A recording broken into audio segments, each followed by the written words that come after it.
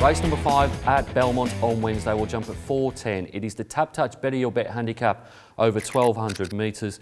And in replay, let's have a look at the impressive last start win of Nero Dio. For Turner, Picasso Bay getting up on the fence, and Euro Trip is back last of all. 350 left to go. Bobcat Johnny Strasmore. They tackle Schimmel. Nero Dio down the outside with Euro Trip back inside of those. Bobcat Johnny, Nero Dio. They went to the 150. Nero Dio on the outside gets the head in front from Bobcat Johnny, fighting tooth and nail, but Nero Dio's a little too good. Nero Dio by a long neck. Nero Dio has won 2 in a row since winning its trial at Larkhill at the end of August, improved significantly from its maiden win to win that Class 1. It rated very well indeed, improved probably about 12 lengths according to Punting Forms figures, and I think in what is a pretty moderate race, Nero Dio can make it 3 in a row for Stephanie Backenrich and Jordan Turner. Goes on top from number 4, Checkers. He never wins this horse, hasn't won for nearly 900 days, but he's quite simply better than most of the average horses that go around on a Wednesday, so I'm willing to put him in the minors.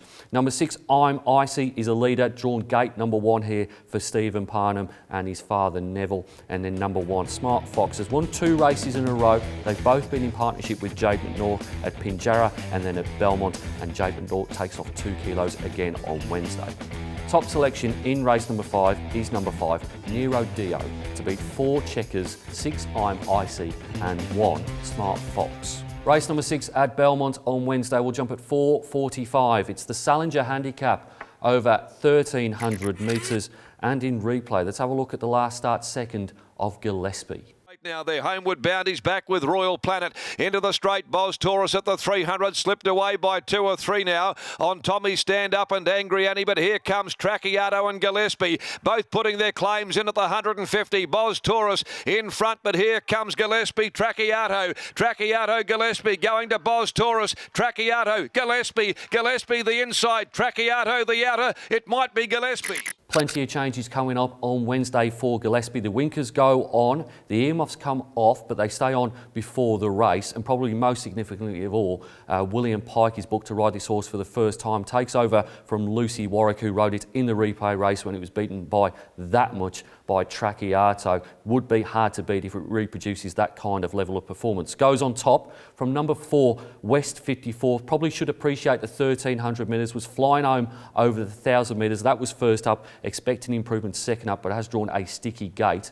I think number 10, Lady Sass, may well be the best galloper in the race, but she's resuming and probably over a trip that might be a little bit too short for her. She finished 4th in the WATC Derby last year, only 2 1/4 lengths behind Regal Power, and we know how good that form looks. And then number 3, Strado Creed in the Amelia Park colours with Jade McNaught at board. Quite simply keeps sucking in punters, but has to go in the exotics, will probably run in the minors. Top selection in race number 6 is number 9, Gillespie, to beat 4, West 54th, 10, Lady Sass and 3, Strado Creed. Race number 7 at Belmont on Wednesday will wrap the card up at 5:25. It's the Privé Fashion Platform handicap over 1,400 metres. The Privé Fashion Platform will take place at Ascot on Wednesday night. In replay, let's have a look at number 2 here, Frosty Beverage. And Noski's got a firm hold of the mare Pleto. It's Pleto. She's angling out towards the middle of the track, clear by nearly 2 lengths. Frosty Beverage, and then came Infiltrator. Family discussion over near the rail. Olivia Nose runs on. He draws the whip on the leader, Pleto. Nearing the 100, Pleto's in front. Frosty Beverage sticking on. It's still Pleto from Frosty Beverage, and then came on the inside, running on Swift Mirage, Frosty Beverage. They've had to be patient with Frosty Beverage, both the owners and the trainer, Daniel Morton, but he seems to be repaying their patience. Last start he was a very good winner, and he looks like he might well have turned the corner here.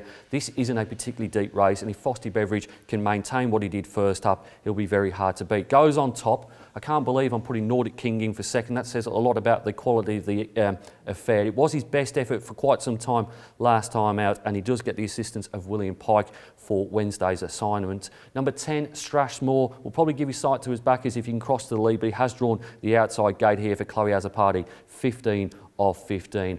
And then number 1, Locomotive. He had a day to forget in a graduation handicap last time out. He was beaten 13 lengths by Cockney Crew, but prior to that, he'd won a Class 1 beating Vagabond Boy, and then he was just behind Zero Demerits, who's been running quite well in harder races.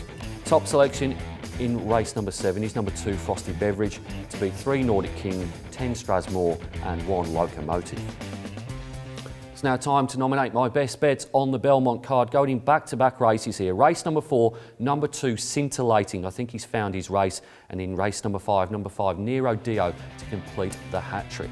It's easy to stay up to date with everything that's happening at Perth Racing. You can log onto our website or you can follow us on one of our social media channels. Until next time, bye for now.